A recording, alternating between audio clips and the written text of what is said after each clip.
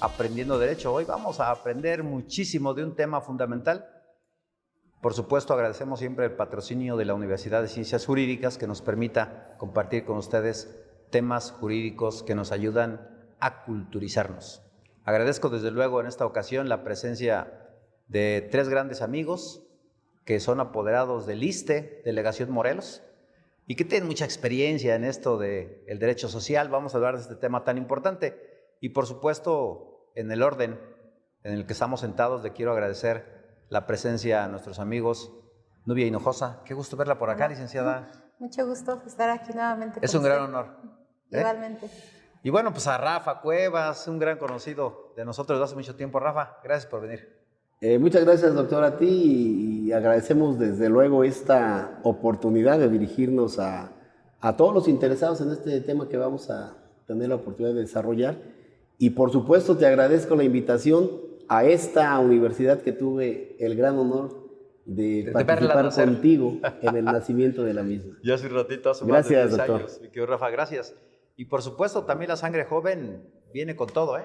Por eso nos acompaña el día de hoy también la licenciada Brenda González. Licenciada, qué gusto tenerla por acá. Agradezco mucho, maestro, por la invitación y por lo joven, ¿verdad? Sí, pues no se ve. Gracias por la invitación a este tema tan importante. Sí, ¿verdad? Vamos a hablar de seguridad social. Ustedes tienen mucho que aportar. Y para entrar en materia les quiero preguntar, se utiliza mucho el concepto de seguridad social, pero ¿qué implicaría? A veces decimos, el derecho laboral es esto, el derecho penal es aquello, el derecho civil es esto. Y como que no nos queda claro una división de temas específicos. Licenciada Nubia, ¿qué cree usted que podemos decirle a la gente respecto de la seguridad social? ¿Qué implicaría? Sí, mire, lamentablemente cuando escuchamos el término seguridad social, la mayoría de la población pensamos que nos referimos únicamente a la atención médica, a recibir una consulta por parte de una institución de salud, pero la seguridad social realmente abarca muchas otras cuestiones. En este caso, recibir seguridad social implica tener el acceso a una guardería para los hijos, el ya no acceso... hay, ¿eh? Sí, hay, nada más que ahorita con la pandemia. Bueno, hay menos. Ha estado un poquito limitado el servicio sí. en ese, ahora sí que en ese rubro, pero sí se sigue dando. Ya también entra mucho aquí en juego el semáforo epidemiológico de nuestras autoridades y en base a eso es que se oferta el servicio a los derechohabientes. Sí, oiga, es muy famoso el hecho de que algunas guarderías dependen del IMSS. No sé si el ISSSTE tenga también esa prestación. Claro que ¿También? sí. Claro que sí. A diferencia del IMSS, hay ciertas curiosidades. En cuestión de prestaciones de seguridad social, coincidimos en algunas con el IMSS, okay. Pero el ISSSTE tiene 21 prestaciones que obviamente abarca, mientras que con el IMSS únicamente coincidimos con 6. Con 6 de ellas nada más. Entonces sí está un poquito más amplia nuestra gama de servicios que prestamos. En el caso de la guardería coincidimos, en el IMSS se les llama EBDI, Estancia de Bienestar y Desarrollo, Estancia de Bienestar y Desarrollo Infantil. Tenemos tanto propias como subrogadas. Subrogadas, exactamente, con los particulares, ¿no? Sí. ¿Se dan concesiones? Sí, claro que sí. Tenemos ciertos contratos y convenios con algunos particulares y es así como llegamos a más lugares del Estado. Ok. Oye, Rafa, constitucionalmente se reconoce la seguridad social, lo que implica que se tiene obviamente la obligación de proporcionar. ¿Estás de acuerdo conmigo? Sí, por supuesto, doctor. Esto históricamente desde el constituyente de 1917, aunque de manera muy limitada, ya se prevé y se incluye en el texto constitucional la seguridad social, orientada más a jornadas laborales y a riesgos de trabajo. Al paso de los años se perfecciona ante una amplia gama de prestaciones hacia los trabajadores, hasta el nivel y al grado de llegar a partir de la reforma constitucional del 2011 a declararlo como un derecho a la salud, en un concepto que más adelante comentaremos porque bien vale la pena, lo comentaba la licenciada Nubia, ya no es tan solo el restablecimiento de un padecimiento físico. La Suprema Corte de Justicia de la Nación hace extensivo este concepto y lo amplía al grado de que requiere e impone a través del texto constitucional y sus leyes reglamentarias la creación de infraestructura adecuada, la dotación de medicamentos, la garantía de una vida digna y de una vida estable a través, en el caso particular del ISSSTE, de 21 prestaciones, con la cual pretende hacer una fiel interpretación del texto constitucional. O sea, esas 21 prestaciones son lo que podríamos nosotros considerar la parte integral de la seguridad social a la que se refiere el texto constitucional. Sí, sin duda. Pretenden, a través de diversas situaciones de bienestar familiar o social, garantizar lo que en esencia el texto constitucional establece. Ok, ¿y quiénes tendrían ese derecho, Rafa? ¿Cualquier trabajador de empresas privadas, particulares, solamente del Estado? Bueno, en el caso, aquí habría que hacer una aclaración para quienes nos escuchan. Por ejemplo, las instituciones que proveen seguridad social en este país, básicamente, que son el esquema de la seguridad social en México, es el ISSSTE, para los trabajadores al servicio del Estado. Por otro lado, el Instituto Mexicano del Seguro Social, también, que es prácticamente la seguridad social brindada a trabajadores de empresas privadas, que es un amplio sector. Y por otro lado, el ISFAM, que es la institución que debe garantizar la seguridad social para los miembros de las Fuerzas Armadas. Oh, ya. Oye, pero eso implicaría que una institución privada no podría proporcionarle ISSSTE a sus empleados, o incluso el Estado no permitiría que a la gente que trabaja para una institución pública pueda darle IMSS. ¿Son exclusividades o el patrón decide? ¿Cómo se maneja eso? Esta es una situación de derechohabiencia exclusiva. Okay. Quiero decirlo de esta manera para un mejor entendimiento y para que sea asequible. El ISSSTE solamente le brinda seguridad social a los trabajadores del Estado. Okay. Por su parte, el Instituto Mexicano del Seguro Social a los trabajadores de empresas, micro, pequeñas, medianas empresas. En términos generales. Incluso asociaciones civiles o todas aquellas actividades empresariales con fines de lucro. Y por otro lado, el ISFAM solamente le proporciona seguridad social en el marco de las leyes reglamentarias de la misma a los miembros de las Fuerzas Armadas. Ok, ya hablábamos con la licenciada Nubia y con Rafa de algunos de los conceptos que abarca la seguridad social. Licenciada Brenda, ¿cuáles usted considera que son el detonante de esas 21 calidades específicas que incluyen la seguridad social? Bueno, estas 21 prestaciones, detonante es porque la necesidad se supone que todos debemos de tener derecho al acceso a esta seguridad. Desafortunadamente, todavía tenemos el reto para esa cobertura. Claro. El INEGI dio un dato muy importante, en donde 33 millones de personas no tienen acceso a la seguridad pública. 33 millones, ¿qué porcentaje será del número? Somos 136 millones, ¿no?, de mexicanos. Aproximadamente, según el último 33 dato. Estamos hablando de una quinta parte, ¿no? Sí, una Y quinta parte. 2 millones ahorita con esta pandemia se está manteniendo, dejó de aportar a cotizaciones, a tener derecho al acceso del servicio médico, y bueno, también la CONSAR informa a partir como del 2020, como por junio, hay una estadística de como de 175,000 personas que han estado haciendo el retiro de sus aportaciones. Entonces, bueno, con esta cantidad es impresionante de las instituciones que brindan el servicio a la salud, tanto el IMSS como el ISSSTE, bueno, tienen que irse poniendo a la vanguardia para proporcionar estas prestaciones. Complicado. En su caso, el ISSSTE, ahorita la fecha por la pandemia, está haciendo 2 programas en internet donde uno puede consultar, sacar su cita.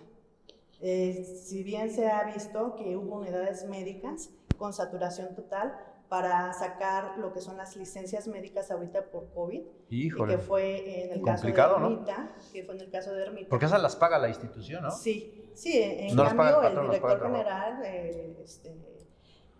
dio la instrucción de que de que no faltaran las licencias, ¿no? Y con este programa, los derechohabientes pueden sacar desde internet su cita. Y hay otro programa en el que también están por habilitarlo para que puedan sacar los permisos cuando tengan que faltar por la enfermedad. Entonces, bueno, nos vamos poniendo a la vanguardia dentro de la seguridad social. uno de los principios es la universalidad, pero otro es la portabilidad. Y dentro de esta portabilidad que cubrimos, estamos hablando de un convenio interinstitucional entre el IMSS y el ISSSTE, en donde, hay unas condiciones, pero puedes llevarte tus semanas de cotización al ISSSTE o viceversa. Ah, ¿se pueden? Entonces, ¿Se puede? vamos avanzando en este campo de seguridad social. Esta es la portabilidad o la transferencia de ¿No derechos. está prohibido que una persona pueda tener ISSSTE e IMSS a la vez? No. Si tuviera dos actividades laborales, por ejemplo, podría, ¿no? No. Uno puede seguir cotizando al ISSSTE, puede seguir cotizando al IMSS en esta transferencia de derechos. De hecho, ¿dónde se solicita? Donde cotizó por última vez. Y si está cotizando en ambos institutos, obviamente hay que valorar la condición para la pensión y donde más le convenga. Y dentro de estas hay circunstancias para poder realizarlo, no cualquier trabajador lo puede hacer, pero podemos valorar el llevarnos nuestras semanas de cotización al ISSSTE, y si no nos conviene, pues mejor retiramos lo que tenemos en cada instituto y en la otra institución obtenemos una pensión. También ahorita con esta pandemia respecto a la parte médica de la seguridad social, están las personas desempleadas, que vienen siendo, el INEGI dio como 175,000 personas, que están haciendo el uso del recurso de sus cuentas particulares, de sus cuentas personales. Estos desempleados, el ISSSTE les da, tanto el ISSSTE como el Oiga, IMSS, nada más esas cuentas personales son de las aportaciones. Las aportaciones que ha estado dando. Las aportaciones han estado aproximadamente a junio de 2020, son como 175,000 personas que ya estuvieron haciendo el retiro de sus cuentas. Híjole, eso implica que van a estar más en jubilarse, ¿no? O en pensionarse. Sí. Así es. Además, quisiera yo aquí acotar por la pregunta concreta que haces, por la problemática que encierra la seguridad social en México y por los datos que proporciona la licenciada Brenda. El Coneval, que es el Consejo Nacional para la Evaluación de las Políticas Públicas en materia de seguridad social, uno de sus renglones principales es la pobreza extrema.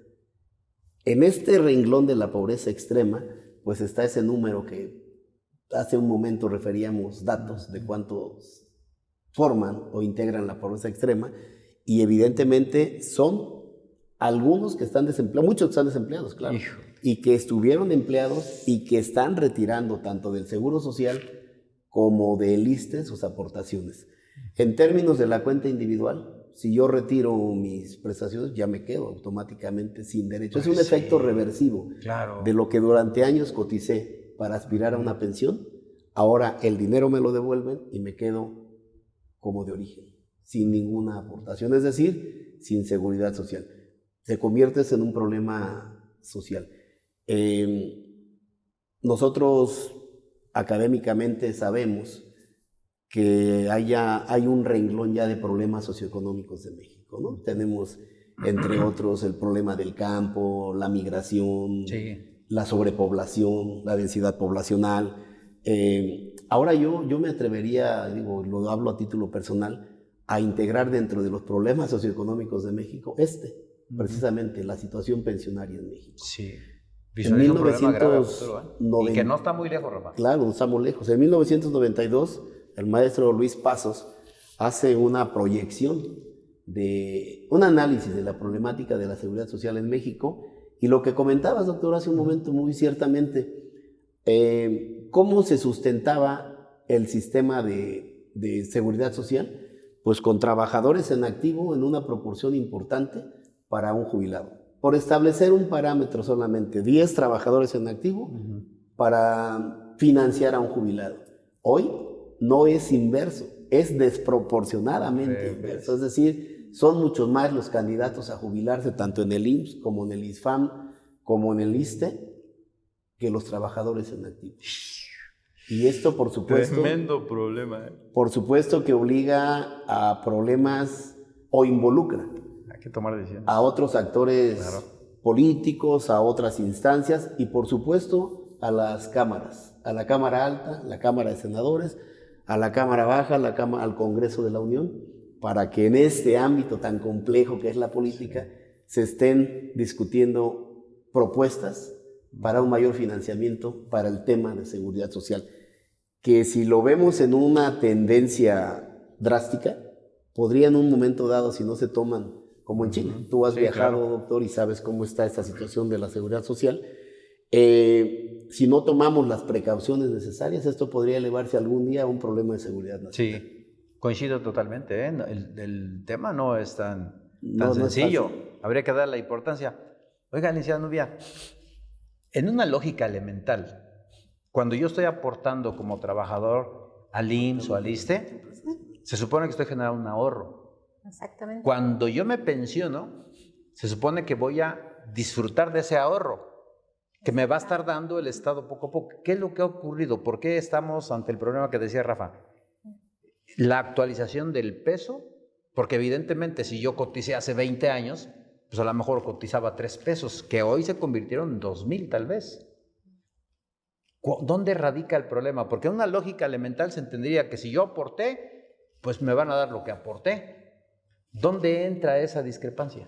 El problema comienza cuando la población ingresa a laborar a muy temprana edad. ¿Cuál es la consecuencia de eso? Pues que empezó a pensionarse estando todavía joven, siendo útil todavía para laborar. Más sin en cambio, pues muchos prefirieron ya pensionarse. Si ustedes, no nos vamos muy atrás, a lo mejor unos 10, 15 años, hay personas que a los 40, 45 años ya estaban jubiladas, sí, tenían una pensión por jubilación. Entonces, ¿qué pasa con esto? Empieza a haber más población, como lo comentaba el licenciado Rafael, más población de trabajadores jubilados y menos población de trabajadores activos. A raíz de esto... Sí. ¿Qué entenderíamos por jubilación y por pensión? ¿Cuál sería la diferencia? La pensión, hay diferentes tipos de pensión. La jubilación es un tipo de pensión. La jubilación la obtiene aquel trabajador que ha llegado a los años máximos de cotización que prevé ya sea la ley del IMSS o la ley del ISSSTE. Y hay otro tipo de, llegas de al pensiones. Tope. Sí, exactamente. Hay pensiones por edad y tiempo de servicios que no se va al 100%, como es en el caso de la jubilación. O sea, las pensiones son especies de jubilaciones anticipadas por alguna causa. Exactamente. ¿No? Y las jubilaciones es esperar hasta el final. Hasta el final. Cuando se cumplen todos los requisitos. Exactamente. Sí, podríamos decir aquí que la... Oye, Rafa, pero ¿por qué? Antes se me olvide, ¿por qué hay gente que tiene pensiones y jubilaciones a la vez? Bueno, porque hay circunstancias particulares que así lo hacen. Es justo lo que te quería comentar. Yo puedo estar pensionado porque me jubilé. Es el transcurrir del tiempo y el desarrollo de mi actividad, hasta en el marco de los lineamientos que me están ¿Cumplir la edad o cumplir las aportaciones? Pero también puedo estar pensionado porque por la desgracia me asistió y falleció mi esposa, ¿no? Y soy beneficiario de esa pensión. Pero también alguien puede ser que esté, otro tipo de pensión, que sería por viudez, ¿no? Pero alguien también puede ser pensionado en el caso de orfandad.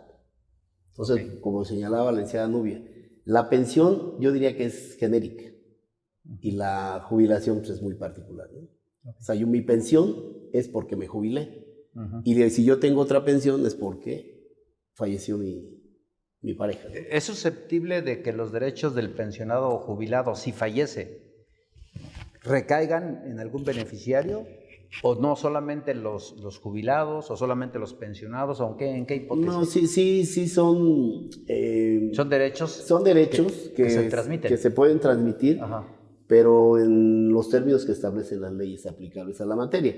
Podrían ser en el caso de que cité hace un momento para el cónyuge que sobrevive, o en su defecto para los menores de edad. ¿Ambos derechos al 100%? Sí. ¿Ah, sí? Entonces, ¿y nunca se termina o hay una fecha que fenezca ese derecho? Porque, por ejemplo, a ver, un caso concreto para que nuestro público le quede mucho más claro. Hay una persona que fallece y tenía una jubilación y una pensión que estaba obteniendo. Decía Rafa que quien pudiera ser su beneficiario se obtenga. ¿Por cuánto tiempo? ¿Se transmite a la tercera generación? No. ¿Durante determinada edad? ¿Nomás cuando la persona fallezca? ¿Qué pasaría ahí, Brenda? Determina que es para los esposos e hijos. A falta de estos, entonces, si hay padres, se les otorga a los padres. En este caso, cuando tú estás hablando de 2 pensiones, la pensión por jubilación se la pueden transmitir a quien la ley determina dentro de esos supuestos. Pero si yo tengo una pensión por viudez, yo ya no la puedo transmitir. Ahí se pierde el derecho. Si tengo una pensión por edad y tiempo de servicios, la puedo transmitir también a mis beneficiarios, que la ley me permite. ¿A poco? O ¿Y sea, cuál si es esa adquirió, pensión? oiga, a ver, si esa pensión la adquirió la esposa No, sí, si yo tengo una pensión como trabajador, sí, yo puedo tener una pensión por jubilación porque me fui al tiempo máximo de cotización y me dan el máximo de mi sueldo. de acuerdo. O puedo tener una pensión por el tiempo de servicios, que me voy a ir a un porcentaje de los años que trabajé. Entonces, si llega a fallecer el trabajador, se le puede otorgar al beneficiario que la ley le permita, a la esposa e hijos, que puede ser la esposa e hijos conjuntamente, o a falta de ellos está la concubina o los padres. Pero si yo tengo ya como beneficiario, a mí me dieron una pensión por viudez, fallezco, yo ya no se lo puedo pasar a nadie. Sí, pero en el Aquí primer caso que usted menciona, sí. en el primer caso de que por los años de servicio se transmite a la esposa, que es la única que existe, si ella muere, ¿adquiere los derechos los hijos o se pierde y ya no se adquieren esos derechos? Para los hijos hay una edad. Ajá. Para la pensión por orfandad es hasta los 25 años, mientras estén estudiando. Mientras estén estudiando. Y es a partir de los 18 años, mientras estén estudiando en nivel superior y medio superior. Okay. Y hasta los 25 se pierde. Si no la solicitaron en su momento, bueno, habría que solicitarla en pensiones para ver si todavía se lo pueden otorgar, porque es al momento que se solicita, que la solicita la esposa, la viuda, debe de mencionar los hijos que tiene. Ok, sí, para saber la orden de prelación, ¿no? En los derechos.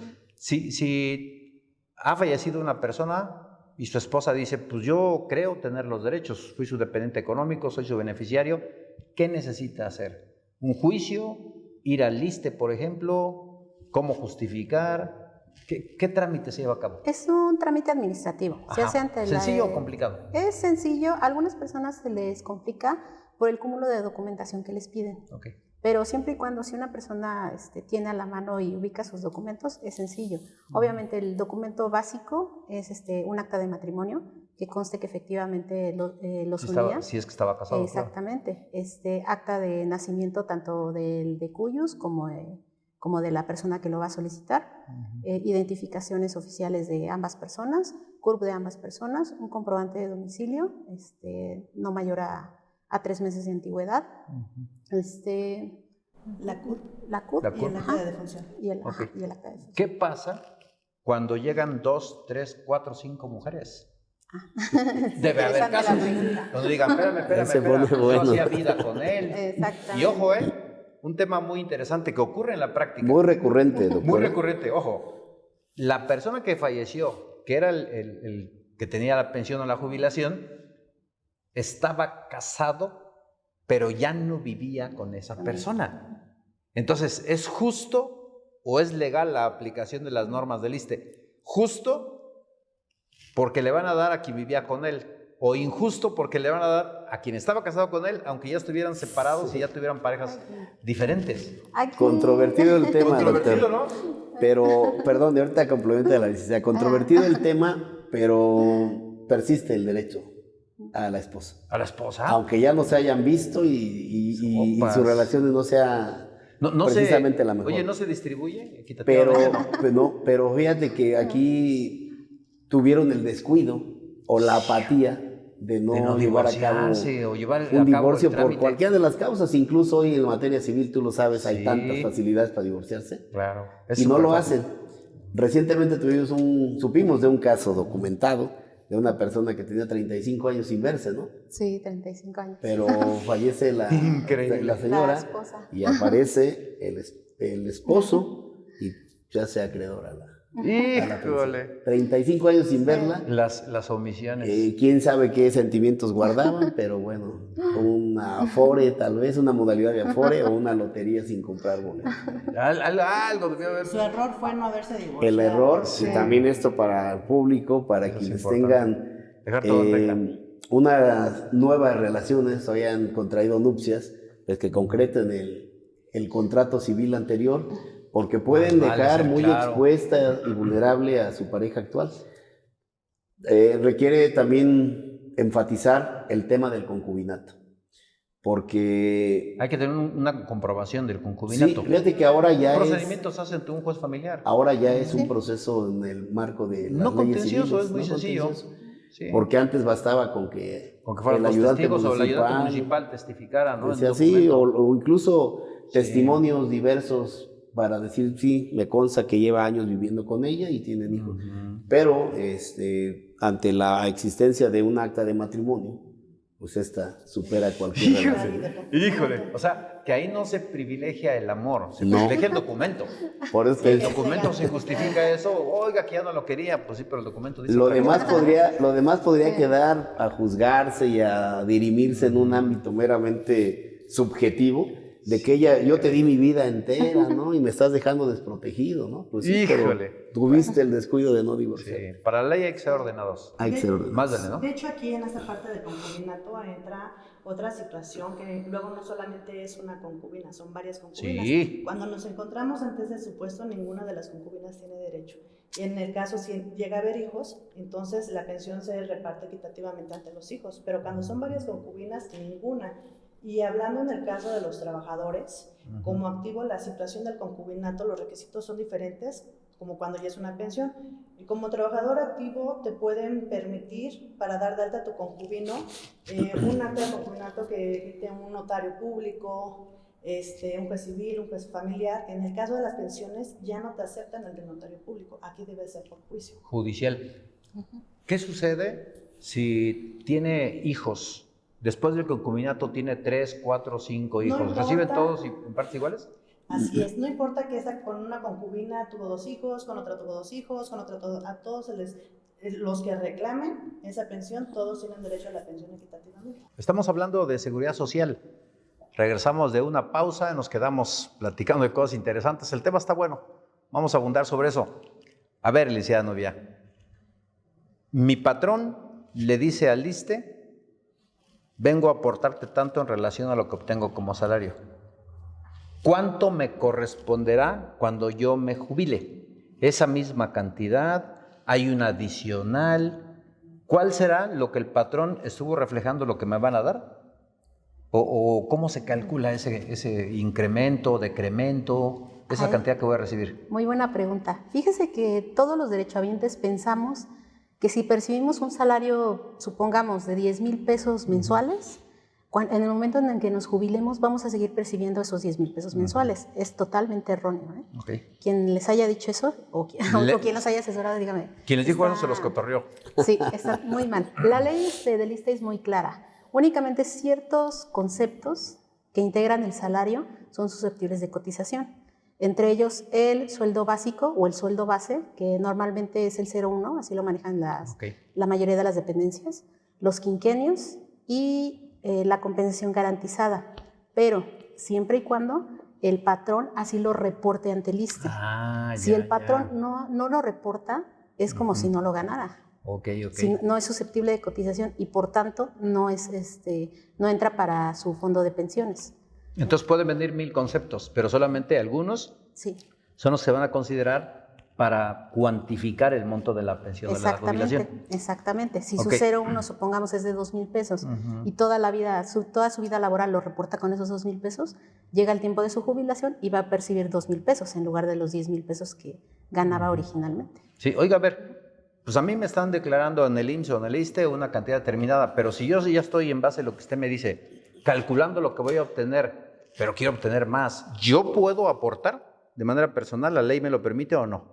En el caso del ISSSTE no hay aportaciones voluntarias. Pero en el caso de las cuentas individuales, puede aportar directamente con su Afore. A su cuenta. Pero con directamente a su Afore, no con el ISSSTE, directamente a su Afore que tenga contratada. Sí lo puede hacer. Pero ¿cuál sería, Rafa, la diferencia entre las cuentas individuales para efectos de jubilación y pensión y la Afore? O sea, ¿cómo aplican? ¿Es lo mismo? ¿Concurren? ¿Hay discrepancias? A ver, aquí las Afores son administradoras de fondos. Son las cuentas individuales. ¿Te administran lo que tú aportas para la jubilación o la pensión a futuro? Así es. Y efectivamente, el propio estado de cuenta, quienes tengan a la mano o lo quieran corroborar posteriormente su estado de cuenta, viene ahí un renglón donde dice aportaciones personales o individuales o adicionales, no recuerdo exactamente voluntarias. Cómo dice. Voluntarias, aportaciones voluntarias. Y por supuesto que sí le mejora las condiciones pensionarias a largo plazo. Quiero enfatizar... ¿Se requiere un tiempo antes determinado como para que el Estado me cuantifique. Es decir, si yo tristemente pierdo la vida un mes después de mi primera aportación, no sé si tenga validez o no, o te dice la ley por lo menos un año antes de su fallecimiento, o 10 años, o no hay límite. Si me permite contestar. Sí, hay otras aplicaciones. Bueno, aquí para lo que es cuentas individuales, es cuando el trabajador, ahorita en el caso del ISSSTE, con esta nueva ley, se va a pensionar con lo que va aportando en su cuenta individual. Entonces, depende de la edad del trabajador. Al momento para la pensión, de la edad del trabajador se va a considerar para ver cuánto voy a pagar. Supongamos, si yo tengo entre los 40 a 50 años, me van a pedir a mí que yo tenga un ahorro como de, si soy solo, sin beneficiarios, como de 1.500.000, 1.600.000 en mi cuenta. Si tengo beneficiarios como mi esposa, mis padres, aproximadamente como 1.800.000. Conforme va avanzando la edad, ya el rango de los 60 disminuye el monto. Para lo que es, si estamos trabajadores y beneficiarios, como 1.100.000, 1.200.000, y como beneficiarios como 1.400.000 aproximadamente. Los que están en cuenta individual pueden hacer dos aportaciones. La aportación voluntaria, que es lo que yo puedo aportar en mi Afore voluntariamente, y el ahorro solidario. El ahorro solidario se solicita solamente cuando están en activo, lo solicitan ante el Departamento de Recursos Humanos de la dependencia donde laboran, y solamente puede ser el 1 o el 2% de su sueldo base. Este ahorro les permite incrementar lo que tienen en su cuenta individual, porque es un ahorro tripartita. Lo que aporto yo, lo aporta en la misma cantidad el Estado y mi dependencia. Entonces es una forma en la que vamos incrementando, los que estamos en cuenta individual, nuestro fondo de ahorro para que la Afore nos pague en su momento una renta vitalicia si tenemos derecho. Pero ¿valdrá la pena? Pues mejor meto mi lana al banco y de ahí yo voy jalando ese ahorro, ¿no? No, sí, o sea, sí ¿qué vale. ventaja Bueno, tendría? sí tiene una ventaja. A lo mejor probablemente no voy a alcanzar una pensión, pero sí cuando yo me retire, no voy a retirar 60,000 pesos, 200,000 pesos. Puedo retirar 600,000 pesos, no va a quedarme con 100 y cacho, porque es un ahorro tripartito. Entonces, al año sí se va viendo el incremento de lo que yo tengo en mi Sí, de cuenta hecho, el Afore individual. te notifica cada mes, Sí. tu administradora, y te dice, tienes tanto. El día de mañana, yo digo, pues ni alcanzo pensión ni jubilación, ya hice cuentas, ya tengo 60 años. Pero no retiré 100. Quiero mi lana para atrás. Retiré 400, 300, es más lo que voy a retirar porque estoy ahorrando. Aparte de mis aportaciones, no importa, la aportación voluntaria puedo retirarla a determinado tiempo, pero si yo la dejo ahí no pasa nada. La puedo, ya cuando llego al momento de mi pensión, yo decido si dejo el dinero ahí o no. En cambio, el ahorro solidario es un dinero que se va directamente a la pensión y no lo puedes tocar. Pero al momento de retirarte, retiras todo tu dinero y va a ser un poco más la cantidad a lo que puedes ir cotizando normalmente. Solamente es el 1 o el 2%, pero que al año sí se ve el incremento. Ok, pues igual echándole números, ¿no? Perdón, y además para la pensión en cuenta individual, cuando nos pensionamos en este concepto, bajo este régimen, tenemos beneficiarios. Entonces, si queremos que sean incluidos en la pensión o en el momento que fallecemos, se les transmita la pensión, debemos de incluirlos en el seguro de sobrevivencia. Hay algunos trabajadores que no los incluyen porque apenas están al tope de la pensión para poder retirar y que la Afore les pague su renta vitalicia, o simplemente dicen, no, pues es que yo quiero la pensión mínima y que me regresen lo más que puedan de mi dinero, ¿no? Y no incluyen a los beneficiarios, pero cuando fallecen, entonces el beneficiario ya no tiene derecho a esa transmisión de pensión y en activo no tiene derecho al servicio médico. Si la persona fallece y no tiene ningún beneficiario, ¿a dónde se va mi lana que ahorré? Ahí se queda. Otra cosa. Al fondo de pensiones. Usted mencionaba del tiempo, ¿no? En el caso de cuenta individual, el requisito mínimo para que puedan darle la transmisión de pensión son 3 años. En décimo transitorio son 15. Pero en cuenta individual, cuando soy activo, debo de cumplir con un monto suficiente para que me Afore me pensione. Pero si fallezco, entonces para que mi familiar tenga derecho a mi pensión, basta con que yo haya cotizado solo 3 años. Ah, ya. Está muy interesante, ¿eh? Habría que analizar, y es que uno no sabe cuándo se Así va a es. morir. Hay que Justo. Tiene uno acercarnos, hay que presunciones, pero claro. informarnos, hay que informarnos. Mucha gente no se acerca a su dependencia, desafortunadamente luego las áreas de Híjole, recursos humanos tampoco eso, informan. sí se acercan, pero luego ni nos tratan bien. Luego recursos, no, sí. Bueno, en el la ISSSTE verdad, ya hay vi que una todo calidad, va, ¿eh? Sí, claro, sí, Sí. se va mejorando. hay Oye, mucho- pero en el IMSS veo que encuentras una carota. Ni ganas dan de ir a preguntar. Sí, tenemos que informarnos. Este tema de pensiones, lo dije al inicio, te lo comenté previo a esta charla, y hoy ahorita lo retomo. Es tan complejo, tiene varias aristas, Varias. que entre otras de sus aristas es el problema de la cultura, de la prevención o de la planeación para cuando yo me vaya a jubilar. Exactamente. Lo hemos visto en aquellas personas que ya están a un año de jubilarse y andan buscando diversos documentos o se dan cuenta de ciertos errores o de duplicidades De nombres, ¿no? de Módulos. CURPS, de actas de nacimientos, Qué complicado. de dobles números de seguridad social, de dobles números. Entonces, no prevén esto, no lo prevén porque nadie, digo, a cierta edad está pensando en jubilarse, menos en morirse, ¿no? Somos de alguna manera desordenados y este problema, esta arista del tema cultural, pues tenemos que empezar a fomentar estas charlas. Aprendamos Derecho, que tú has llevado muy exitosamente, pues han despejado en diversas disciplinas del derecho dudas. Este espacio es precisamente para que quienes tengan la oportunidad de escucharnos, pues se dirijan a ti, para que nos hagan llegar sus dudas, ¿no? Sus comentarios. No, pues gracias, mi querido Rafa. Porque en ciertos momentos ya contrarreloj están tratando de resolver un problema que les va a implicar un juicio civil para corregir un acta, por ejemplo, para corregir una doble CURP. Después de la digitalización de los documentos vinieron muchos errores y nadie sabe ni se dio cuenta hasta cuando te vas a jubilar.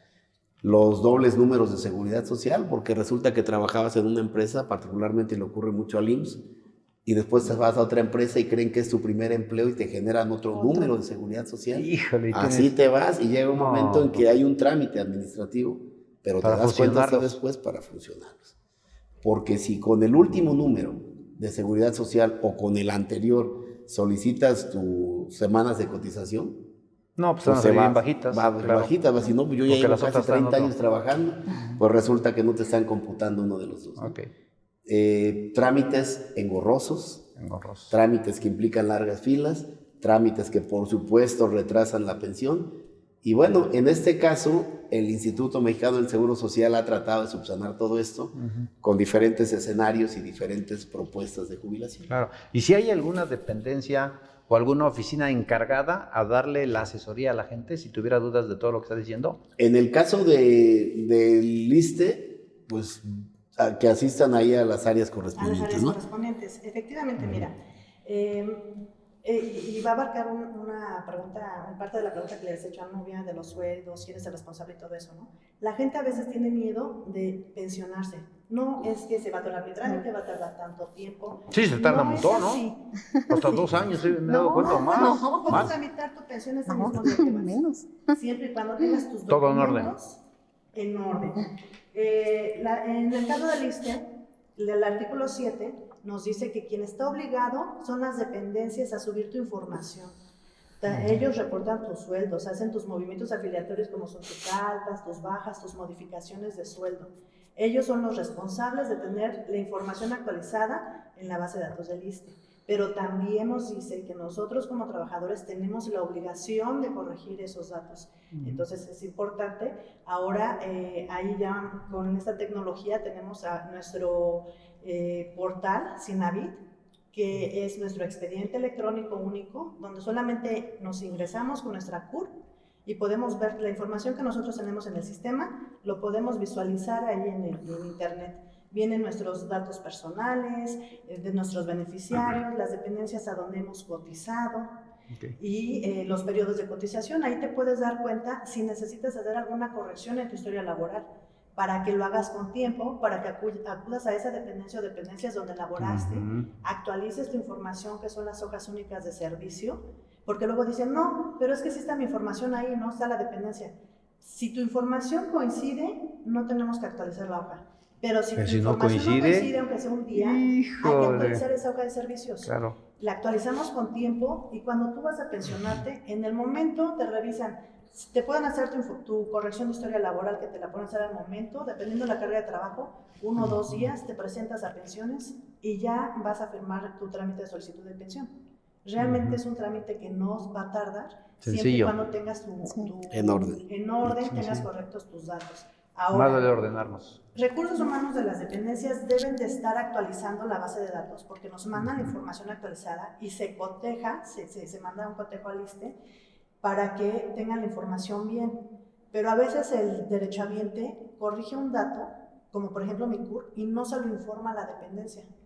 Y ya cuando me pensiono, es que se tiene que esperar porque la CUR está mal, el RFC está mal. Hubo errores, claro. Así es, entonces también más vale hacerlo nosotros con tiempo. Debemos informar en donde estamos laborando para que nuestra dependencia informe bien al ISSSTE y sus datos se vayan correctos. Claro.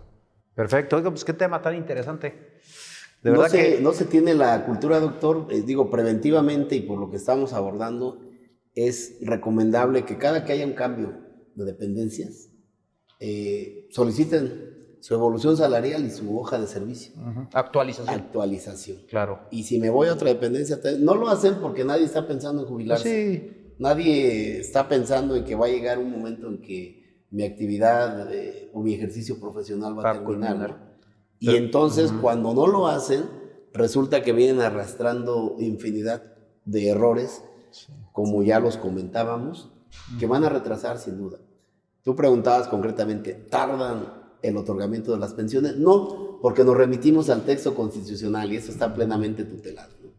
Estamos obligados, o están obligadas las instituciones a ser prontos y expeditos, principalmente en un tema tan delicado como eso dice la ley. Es la ley. Aunque en la práctica así es. Parece ser que... Pero si después nosotros contribuimos con los hay que exigir y hay que hacer no lo propio, coinciden, porque la cultura jurídica nos permite prevenir. Exactamente. Sí, prevenir, tener todo. Hay que ser conscientes uno mismo, porque muchas veces los errores son imputables a uno como persona. En el caso, por ejemplo, de los nombres, que no les gusta que se llame, por ejemplo, José o Jesús o María.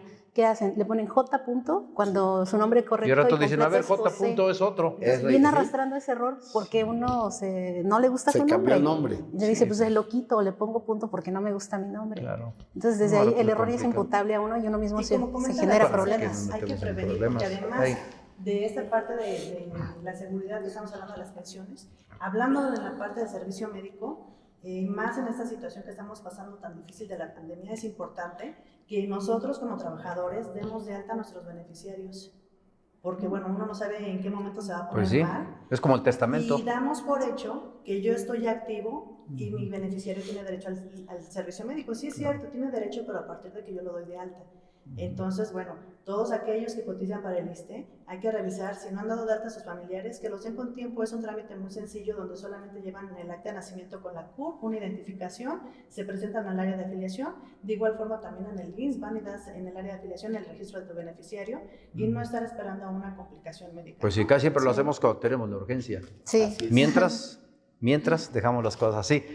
Muchísimas gracias por acompañarnos esta ocasión. Mire, invitados de lujo, Nubia Hinojosa, Rafa Cuevas, Brenda González, conocedores expertos. Gracias por venir con nosotros, amigos. Gracias. Y gracias por su bondad de poder compartir conocimiento. Un gusto haber estado aquí contigo. No, muchas gracias. por la invitación. Gracias a la Universidad de Ciencias Jurídicas por darnos ese patrocinio siempre en busca de la cultura jurídica. Pero gracias, ¿sabe a quién? Principalmente a usted que nos escucha, que se suscribe a nuestro canal y que le da like. Por eso estamos llegando a más hogares, con la pretensión, por supuesto, de ser cada día mejores. Hasta la próxima. Muchísimas gracias por su atención.